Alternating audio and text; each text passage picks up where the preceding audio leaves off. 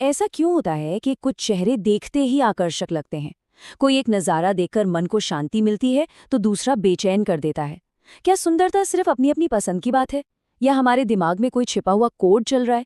चलिए आज इसी कोड को डिकोड करने की कोशिश करते हैं और इसके पीछे के साइंस को समझते हैं। हम सब ने सुना है कि सुंदरता देखने वाले की आंखों में होती है। बड़ी आम सी कहावत है ना?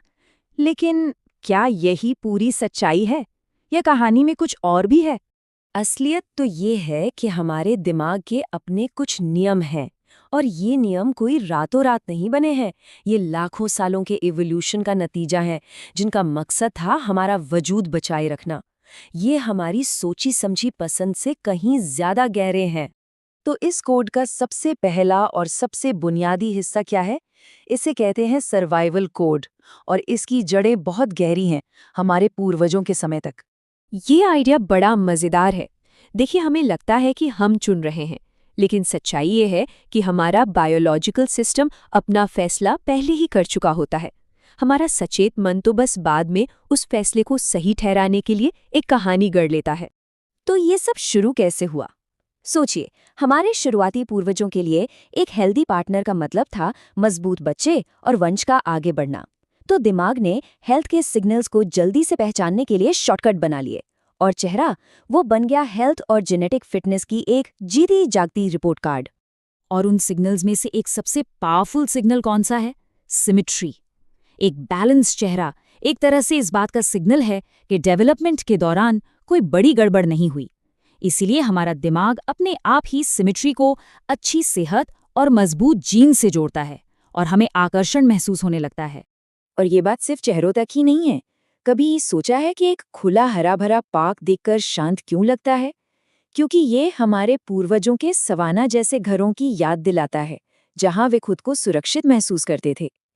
इस लिहाज से सुंदरता हमारे दिमाग में बसी सुरक्षा की एक गहरी स्टोर्ड मेमोरी भी हो सकती है। तो वो तो था सर्वाइवल कोड, लेकिन कहानी में एक और परत है। चलिए कोड के दूसरे हिस्से पर चलते हैं, एफिशिएंसी कोड। ये सीधे सीधे सर्वाइवल के बारे में कम और मैथ्स और यूनिवर्स के छुपे हुए पैटर्न के बारे में ज्यादा है। जरा ये नंबर देखिए, 1.618। इसे गोल्डन रेशियो कहते हैं। अब ये कोई रहस्यमयी जादू नहीं है, ये प्रकृति में एफिशिएंसी का प्रतीक है। ये एक ऐसा पैटर्न है जो चीज़ों को सबसे कारगर तरीके से बढ़ने और खुद को अरेंज करने में मदद करता है, चाहे वो एक शंख का घुमाव हो या फिर सूरजमुखी के बीज। यहाँ की पॉइंट ये है, हमारा दिमाग एनर्जी बचाने के लिए बना है। ये एक एनर्जी कंजूस है, तो जो पैटर्न ऑर्गेनाइज्ड और प्रेडिक्टेबल होते हैं, उन्हें प्रोसेस करने में दिमागी मेहनत कम लगती है। और कम मेहनत का मतलब है कम एनर्जी की खपत, और हमारा दिमाग हमें संतुष्टि या सुंदरता की भावना के साथ रिवॉर्ड करता है। साइकोलॉजी में इस आइडिया को प्रोसेसिंग फ्लुएंसी कहते हैं। इसका सीधा सा मतलब है वो आसानी जिससे हमारा दिमाग जानकारी को प्रोसेस कर सकता है। जब कोई चीज़ प्रोसेस करने में आसान होती है तो हमें अच्छा लगता है, और उसी अच्छी फीलिंग को हम अक्सर सुंदरता कह देते हैं। दूसरी तरफ, अगर कोई चीज़ बहुत ज़्यादा कॉम्प्लेक्स या बेतरतीब है तो हमारे दिमाग को उसे समझने के लिए काफ़ी मेहनत करनी पड़ती है, और ये तनावपूर्ण लगता है।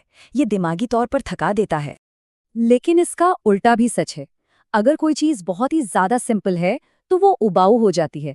हमारे दिमाग के लिए उसमें कोई चैलेंज ही नहीं बचता, और हम इंटरेस्ट खो देते हैं। तो फिर सुंदरता रहती कहाँ है? ये अक्सर कॉम्प्लेक्सिटी और सिंप्लिसिटी के बीच के उस स्वीट स्पॉट में होती है। ना तो बहुत अराजक और ना ही बहुत उबाऊ, एकदम सही बैलेंस। और ये हमें कोड के तीसरे और आखिरी हिस्से पर लाता है, कल्चरल अपडेट। यहाँ हम ये देखते हैं कि कैसे हमारा समाज और हमारा समय हमारी इन गहरी बायोलॉजिकल प्रवृत्तियों को एक नया आकार देता है। इसको ऐसे समझिए, हमारी बायोलॉजिकल प्रोग्रामिंग नींव रखती है। वो हमें हेल्थ और सिमेट्री जैसी चीज़ों को देखने के लिए कहती है, लेकिन हमारी संस्कृति वो ये तय करती है कि उस समय हेल्थ और सक्सेस के कौन से खास सिग्नल फैशन में है। एक जमाने में भारी शरीर अमीरी की निशानी था, दूसरे में दुबलापन था। बेस वही रहता है, बस डिटेल्स अपडेट होते रहते हैं। और यहीं से हम आज के दौर की सबसे बड़ी दुविधा में पहुंचते हैं, जहां टेक्नोलॉजी इस कल्चरल अपडेट में एक बहुत बड़ा रोल प्ले कर रही है। आज सोशल मीडिया एल्गोरिदम हमारे दिमाग के उन्हीं पुराने नियमों का फायदा उठा रहे हैं।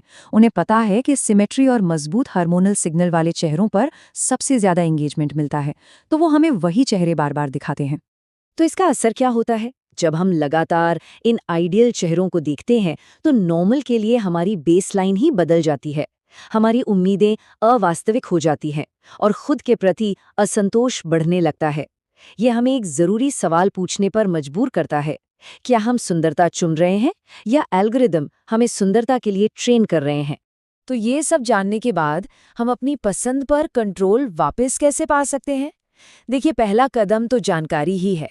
अब जब हम कोड को जानते हैं तो हम चुनना शुरू कर सकते हैं। तो चलिए एक बार संक्षेप में देखते हैं। हमने सुंदरता के 3 मुख्य कोड को समझा है। पहला बायोलॉजी, जो हमें हेल्थ और सर्वाइवल की ओर खींचती है। दूसरा गणित, जो हमें एफिशिएंट और सामंजस्यपूर्ण पैटर्न पसंद करने पर मजबूर करता है। और तीसरा संस्कृति, जो समय के साथ इन मानकों को लगातार अपडेट करती है।